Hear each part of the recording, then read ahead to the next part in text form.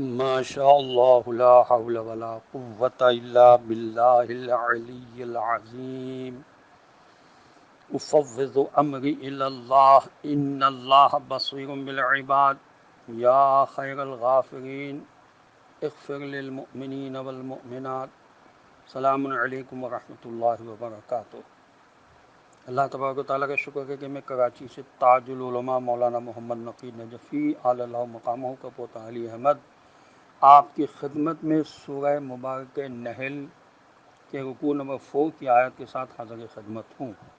سورہ مبارک نحل قرآن مجید کے 60 نمبر کا سورہ ہے اور اس کے رکوع نمبر 4 9 آیات ہیں جن کے نشانات ہیں 26 سے لے کر 34 تک. آیت نمبر 26 سے تلاوت کا میں شرف حاصل کر رہا ہوں.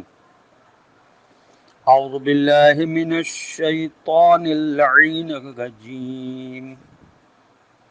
بسم اللہ الرحمن الرحیم. قد مکر الذین من قبلهم فأتی اللہ بنیانهم من القواعد فخر علیہم السقف من فوقهم وَآتَاهُمُ الْعَذَابُ مِنْ حَيْثُ لَا يَشْعُرُونَ. ترجمہ: جو ان سے پہلے تھے انہوں نے بھی ایسی ہی چال بازیاں اور مکاریاں کی تھی تو اللہ کا عذاب آیا ان کی عمارت پر، ان کی بنیادوں کی طرف سے. غرض ان پر اللہ کا عذاب ایسے انداز سے آیا کہ انہیں خبر تک نہ ہوئی. مطلب یہ ہے کہ حق دشمنوں نے خدا کے مقابلے پر چالیں چلیں اور خدا نے ان کی اپنی چالوں ہی کے ذریعے سے ان کو ہلاک و برباد کر دیا. تفسیر صافی میں لکھا ہے کہ ان لوگوں کی کیفیت ان لوگوں جیسی ہو گئی جنہوں نے ایک عمارت بنائی اور اسے کئی ستونوں سے مضبوط کیا.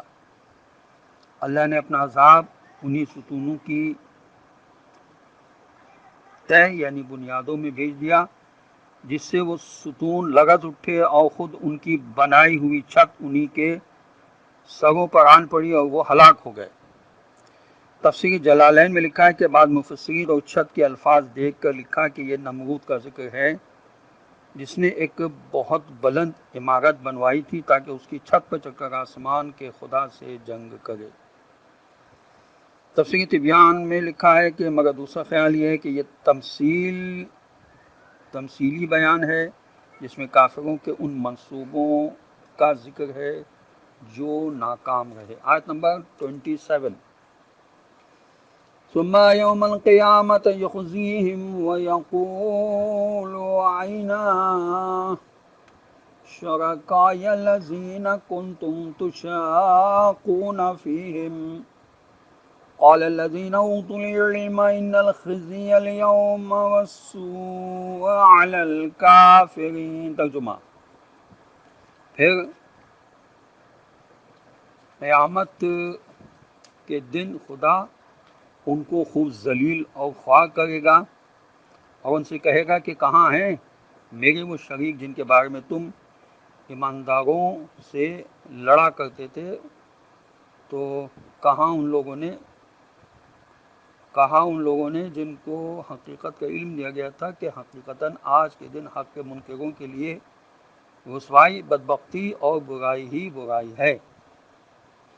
تفسیر صافی میں لکھا ہے کہ جن کو علم دیا گیا تھا سے مراد انبیاء علیہ السلام اور علماء ہیں جو اپنی اپنی قوموں کو خدا و توحید کے پیغام کی طرف بلاتے تھے جبکہ لوگ ان کو تکلیفیں دیتے تھے اور ان کے ساتھ تکبر کا سلوک کیا کرتے تھے. تفسیر قمی میں لکھا ہے کہ جن لوگوں کو علم دیا گیا تھا ان سے اولین مراد ائمہ اہل بیت علیہم السلام ہیں. یہی حضرات قیامت کے دن کافروں منافقوں سے یہ فرمائیں گے کہ اب تمہارے وہ شریک کہاں ہیں جن کی تم دنیا میں اطاعت کیا کرتے تھے، بتاؤ وہ سب کدھر گئے. آیت نمبر 28. الذین تتوفاہم الملائکۃ ظالمی انفسہم فألقوا السلم ما كنا نعمل من سوء بلا ان اللہ علیم بما کنتم تعملون. ترجمہ: جن کی پوری روح کو فرشتے کھینچ کھینچ کر نکالیں گے اس حالت میں کہ وہ خود اپنے ہی اوپر ظلم کرنے والے تھے، تو انہوں نے اپنے ہتھیار ڈال دیے اور بکتے رہے کہ ہم تو کوئی برا کام نہیں کرتے تھے. تو فرشتے جواب دیں گے کیوں نہیں کرتے تھے؟ اللہ تمہاری ان حرکتوں بدماشیوں سے خوب واقف ہے جو تم کیا کرتے تھے. تو فلوقول میں لکھا ہے کہ حضرت امام محمد تقی علیہ السلام سے روایت ہے کہ جناب رسول خدا صلی اللہ علیہ وسلم نے فرمایا کہ بدترین موت وہ ہے جو گناہ پر ہو، اور بہترین زندگی وہ ہے جو خیر و برکت پر ہو، یعنی دوسروں کو فائدے پہنچانے والی ہو. تفسیر روح البیان میں لکھا ہے کہ یعنی تم موت کے وقت تک کفر و شرک میں مبتلا تھے. تفسیر انوار النجف میں لکھا ہے کہ فَأَلْقَوُا السَّلَامَ، یعنی ملک الموت کی آمد پر وہ ہتھیار ڈال دیں گے اور مقابلہ چھوڑ کر اطاعت قبول کریں گے. لیکن اس وقت کی اطاعت کس کام کی؟ بلکہ یہ اطاعت تکوینی ہوگی جو موجب جزا نہیں ہوگی. یہ تفسیر انوار النجف میں لکھا ہے. اور یہ بھی لکھا ہے کہ ما کنا نعمل، یعنی اللہ کے سامنے احتجاج کرتے ہوئے اپنے اعمال نوش سے مکر جائیں گے. جو ان کے اعمال لکھے ہوئے اس وقت ہوں گے اس سے بھی وہ مکر جائیں گے. آیت نمبر 29: فَادْخُلُوا أَبْوَابَ جَهَنَّمَ خَالِدِينَ فِيهَا وَلَبِئْسَ مَثْوَى الْمُتَكَبِّرِينَ. ترجمہ: اب جاؤ جہنم کے دروازوں میں گھس جاؤ، اسی میں تم کو ہمیشہ ہمیشہ رہنا ہے. بس یہ حقیقت ہے کہ بہت ہی برا ٹھکانہ ہے تکبر کرنے یا خود کو بڑا سمجھنے والوں کا. محققین نے اس آیت سے عذاب و ثواب قبر کو ثابت کیا ہے. حدیث میں بھی خبر کا لفظ عالم برزخ کے لیے استعمال ہوا ہے. اس سے مراد وہ عالم ہے جو مرنے کے بعد سے قیامت تک رہے گا. منکرین حدیث کے نزدیک موت کے بعد قیامت تک کوئی حس یا شعور نہ ہوگا، کسی قسم کا ثواب و عذاب نہ ہوگا. خود قرآن سے بھی یہ ثابت ہے کہ کفار کی روحیں مرنے کے بعد فوراً عذاب میں گرفتار ہو جاتی ہیں. وہ فرشتوں کو یقین دلانے کی سرتوڑ کوشش کرتی ہیں کہ ہم کوئی برا کام نہیں کر رہے تھے، مگر ملائکہ ان کو جہنم رسید ہونے کی خبر دیتے ہیں. اگر وہ نیک ہوتا ہے تو جنت میں داخل ہونے کی پیشگی مبارکباد دیتے ہیں. سورہ نساء کی آیت نمبر 97 میں خدا نے ہجرت نہ کرنے والوں مسلمانوں سے موت کے بعد ملائکہ کی گفتگو کو بیان فرمایا ہے، اور ان سب سے زیادہ صاف الفاظ میں خدا نے سورہ مومن کی آیت 45-46 میں عذاب قبر کا ذکر فرمایا ہے، جہاں آل فرعون کے بارے میں فرمایا کہ سخت عذاب نے ان کو گھیرا ہوا ہوگا. وہ صبح شام آگ کے سامنے پیش کیے جائیں گے. پھر جب قیامت آئے گی تو حکم دیا جائے گا کہ آل فرعون کو شدید عذاب میں داخل کرو. اس سے ثابت ہوا کہ موت صرف جسم و روح کی علیحدگی کا نام نہیں ہے اور نہ بالکل معدوم ہونے کا نام ہے. مرنے کے بعد انسان اپنی پوری شخصیت کے ساتھ زندہ رہتا ہے، وہی شخصیت جو اس نے اپنی دنیا کی زندگی میں اپنے تصورات، اعمال، تجربات اور اپنے ذہنی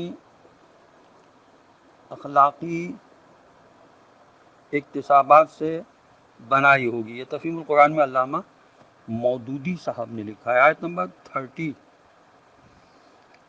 وَقِيلَ لِلَّذِينَ اتَّقَوْا مَاذَا أَنزَلَ رَبُّكُمْ قَالُوا خَيْرًا لِلَّذِينَ أَحْسَنُوا فِي هَٰذِهِ الدُّنْيَا حَسَنَةٌ وَلَدَارُ الْآخِرَةِ خَيْرٌ وَلَنِعْمَ دَارُ الْمُتَّقِينَ. ترجمہ: اس کے برعکس جب ان لوگوں سے جو شرک اور انکار حق سے بچتے ہیں اور خدا کا خوف رکھتے ہیں. پوچھا گیا کہ کیا چیز ہے جو تمہارے پالنے والے مالک کی طرف سے اتری ہے؟ تو انہوں نے کہا بہترین چیز ہے. جن لوگوں نے اس دنیا میں اچھائی کی ان کے لیے دنیا میں بھی اچھائی ہی اچھائی ہے اور آخرت کا گھر تو ان کے لیے لازمی طور پر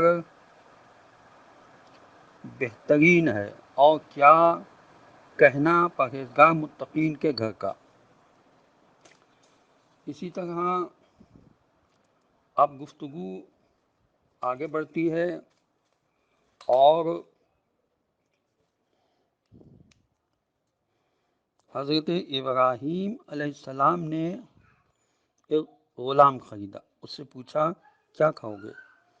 تو اس نے عرض کی جو آپ حکم فرمائیں گے. پوچھا کون سا کام کرو گے؟ عرض کیا جو حکم ہوگا. پوچھا تمہارا ارادہ کیا ہے؟ عرض کی میں تو آپ کا غلام ہوں، میرا ارادہ آپ کے حکم کے تابع ہے. حضرت ابراہیم علیہ السلام ادھم نے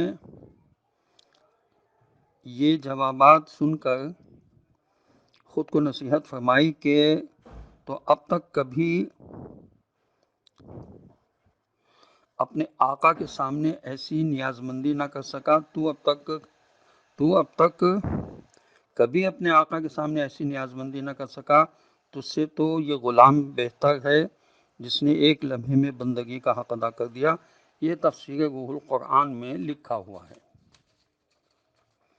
آیت نمبر 31 جنات عدن يدخلونها تجری من تحت الانہار لهم فيها ما يشاءون كذلك يجزي الله المتقین. ترجمہ اور وہ گھر ہمیشہ ہمیشہ رہنے والے گھنے سرسبز و شاداب باغات ہیں جن کے نیچے سے نہریں بہہ رہی ہوں گی اور ان کے لیے ان باغوں میں وہ سب کچھ ہوگا جو وہ چاہتے ہوں گے. اسی طرح اللہ جزا دیتا ہے برائی سے بچتے ہوئے فرائض الہیہ کے ادا کرنے والوں کو. تفسیر روح البیان میں لکھا ہے کہ جناب رسول خدا صلی اللہ علیہ وسلم نے فرمایا کہ جنات عدن میں 3 گروہ داخل ہوں گے. نمبر 1 انبیاء علیہ السلام، نمبر 2 صدیقین، اور یعنی صدیقین وہ لوگ جو قول و فعل کے سچے اور نیکیوں میں بڑھ چڑھ کر حصہ لینے والے ہوں گے، وہ بھی صرف اللہ کی خوشنودی کے لیے. اور نمبر 3 شہداء جو راہ خدا میں اپنے خون کا نذرانہ دیں گے. تعویلات نجمیہ میں لکھا ہے کہ غرض ہر متقی کو جنت میں اتنا ہی مقام نصیب ہوگا جس قدر اس نے دنیا میں اللہ سے خلوص اور محبت رکھا ہوگا. آیت نمبر 32 الذین تتوفاہم الملائکۃ طیبین یقولون سلام علیکم ادخلوا الجنۃ بما کنتم تعملون. ترجمہ جن کی روحیں پاکیزہ حالت میں فرشتے قبض کرتے ہیں تو یہ کہتے ہیں سلام ہو تم پر، جنت میں داخل ہو جاؤ ان کاموں کے بدلے میں جو تم دنیا میں کیا کرتے تھے. تفسیر صافی میں لکھا ہے کہ جناب علی علیہ السلام سے روایت ہے کہ جناب رسول خدا صلی اللہ علیہ وسلم نے فرمایا کہ جب انسان کی روح کا تعلق جسم سے منقطع ہوتا ہے تو اس کو پتہ چل جاتا ہے کہ میں جنت میں جا رہا ہوں یا جہنم میں. اگر وہ خدا کا دوست ہوتا ہے تو اس کے لیے جنت کے دروازے کھل جاتے ہیں اور خدا کی تیار کی ہوئی خاص نعمتیں اس کے سامنے آ جاتی ہیں.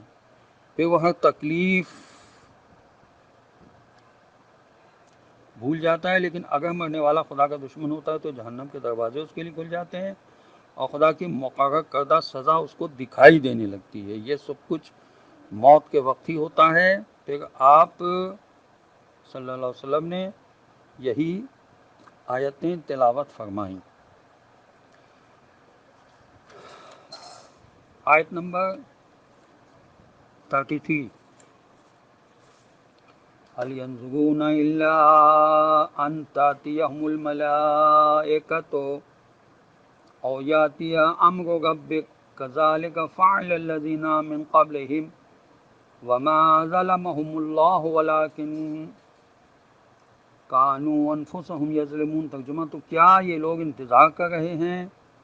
تو اب اس کے سوا وہ کیا باقی رہ گیا ہے کہ موت کے فرشتے ہی ان کے پاس آ پہنچیں یا آپ علیہ السلام یا آپ صلی اللہ علیہ وسلم کے مالک کا حکم عذاب آ جائے۔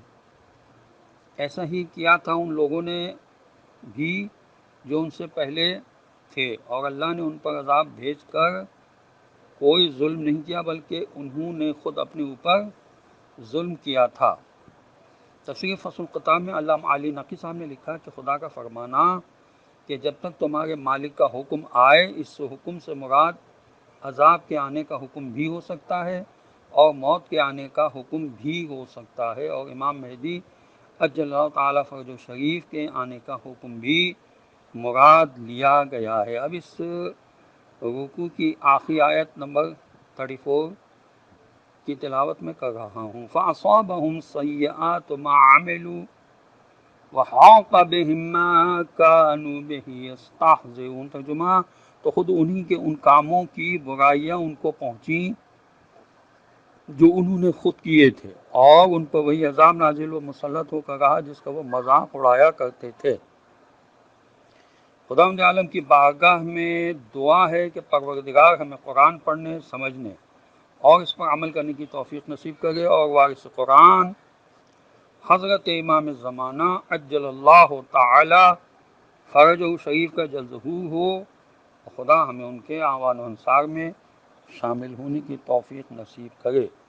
وآخر دعوانا ان الحمد للہ رب العالمین، والسلام علیکم ورحمۃ اللہ وبرکاتہ۔ یا خیر الغافرین اغفر للمؤمنین والمؤمنات بحق محمد و آل محمد علیہ الصلاۃ والسلام۔